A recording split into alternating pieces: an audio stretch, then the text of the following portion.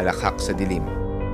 Episode 7, Ang Huling Halakhak. Si Erica ay natagpuan ang kanyang sarili na nakatayo sa harap ng salamin, ang anino na nagsimulang magpakita sa likod ng kanyang sariling refleksyon. Ang amulet ay kumikislap sa kanyang kamay, ngunit sa kabila ng liwanag nito, nararamdaman niya ang isang malamig na presensya na nag-uusig sa kanyang kaluluwa. Ang anino sa salamin ay unti-unting nagiging mas malinaw, isang nakakatakot na anyo ng isang nilalang na parang nabuo mula sa dilim at takot. Ang mga mata nito ay hindi malinaw, ngunit ang ngiti na nakaukit sa mukha nito ay puno ng panlilinlang. Anino, tinig mula sa salamin. Ikaw ba'y nag-iisip na makakaligtas? Ang mga anino ng nakaraan ay hindi nawawala, Erica. Ako ay bahagi ng iyong kaluluwa. Si Erica ay napatigil. Ang kanyang mga kamay ay nanginginig habang tinitingnan ang sarili sa salamin. Erica, anong ibig mong sabihin? Hindi ka pwedeng magtaglay ng aking katawan. Hindi ka pwedeng magtakip ng aking liwanag. Habang siya ay nagsasalita, naramdaman niyang ang anino ay kumakalat patungo sa kanyang katawan. Parang isang malamig na alon na dahan-dahang pumapasok sa kanyang sistema. Ang amulet ni Erica ay kumikislap ng maliwanag na liwanag, ngunit ang anino sa salamin ay nagsimulang mag-absorb nito. Parang nilulunok ang lahat ng liwanag.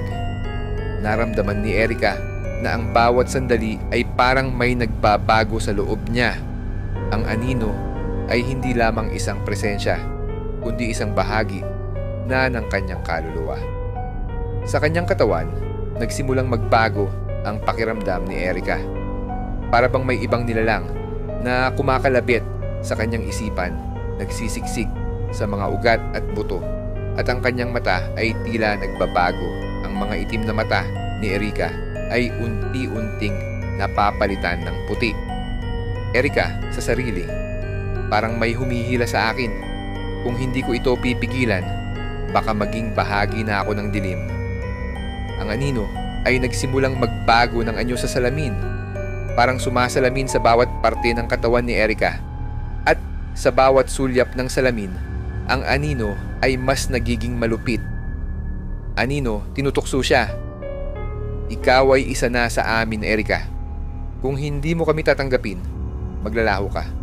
Ang liwanag mo ay hindi sapat. Dahil sa natutunan niyang mga ritual, tinipon ni Erica ang lahat ng lakas at determinasyon upang pigilan ang anino na pumasok sa kanyang katawan. Erica, matigas na tinig. Hindi ako magiging katulad niyo. Hindi ako magpapatalo sa dilim. Maghahanap ako ng liwanag. Sa huling sandali, pinilit ni Erica na magsagawa ng isang matinding dasal at tumutok ng mas malakas ang amulet.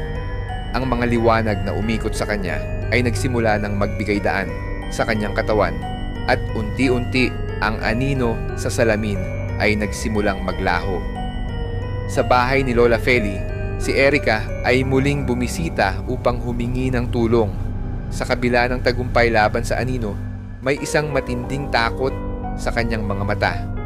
Ang anino ay bumalik at mukhang hindi ito aalis. Lola Feli. Habang tinitingnan si Erica, ang mukha ni Lola Feli ay puno ng pagkabahala. Erica, hindi mo pa natapos ang laban. Ang anino na iyon ay may layunin. Hindi ito basta pwedeng alisin ng basta-basta lang. Binuksan ni Lola Feli ang isang lihim na selyo sa ilalim ng kanyang mesa, revealing an ancient scroll with symbols that Erica couldn't understand. Lola Feli.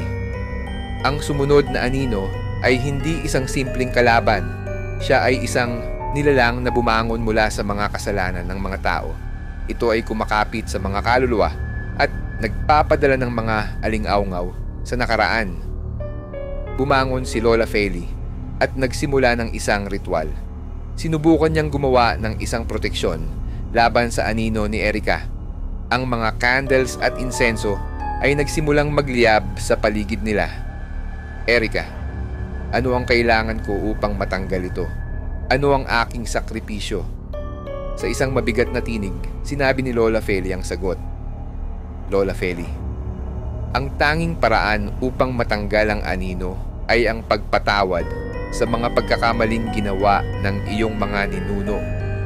Kailangan mong magsakripisyo, hindi ng buhay, kundi ng iyong pagkakakilanlan. Tumahimik si Erica sa mga salitang iyon. Isang malalim na tanong ang pumasok sa kanyang isipan. Kung siya ba ay handa ng magbitiw sa kanyang pagkatao upang tuluyan nang matanggal ang dilim sa kanyang buhay. Sa gabi, naglalakad si Erica sa kagubatan kung saan siya unang nakaharap sa nakangiting dilim at kung saan unang nagsimula ang lahat ng kababalaghan. Ang amulet ay kumikislap pa rin sa kanyang kamay, ngunit alam niyang kailangan niyang gumawa ng isang matinding desisyon. Habang lumalapit siya sa lugar ng ritual, nagsimulang magpakita ang mga anino mula sa kanyang nakaraan, mga alaala ng kanyang pamilya at mga sakripisyo na nagdulot ng lahat ng ito. Narinig niya ang tinig ng kanyang ama, si Mang Isko. Mang Isko, tinig mula sa nakaraan. Erica, huwag mong gawing batayan ng pagkatalo ng dilim. May mga pagkakataon na ang liwanag na hinahanap mo ay matatagpuan sa pagharap sa iyong sariling mga kasalanan. Napaisip si Erica at naramdaman niya ang kalungkutan ng kanyang mga magulang at pamilya na tumulong sa kanya upang labanan ang mga demonyo. Pero sa gitna ng lahat ng ito, ang isang tanong ang bumulusok sa kanyang isipan. Babalik ba ang liwanag sa kanyang buhay kung siya ay magpapatawad at mag-aalay ng kanyang kaluluwa? Habang nagpapakumbaba si Erica, narinig niyang muli ang matamis na tinig ng anino. Ngunit ngayon, ito ay mula sa kanyang sarili. Anino mula sa loob. Ang lahat ng iniwasan mo, Erica, ay ngayon ay bumalik sa iyo. Ang sinimulan ng iyong pamilya ay tutuloy sa iyo. Hindi mo kayang iwasan ang iyong sarili. Sa mga huling sandali, si Erica ay napagod at nagdadalawang isip. Babalik ba siya sa pagiging ordinaryong tao o tatanggapin niya ang matinding sakripisyo upang tuluyang tapusin ang sumpa?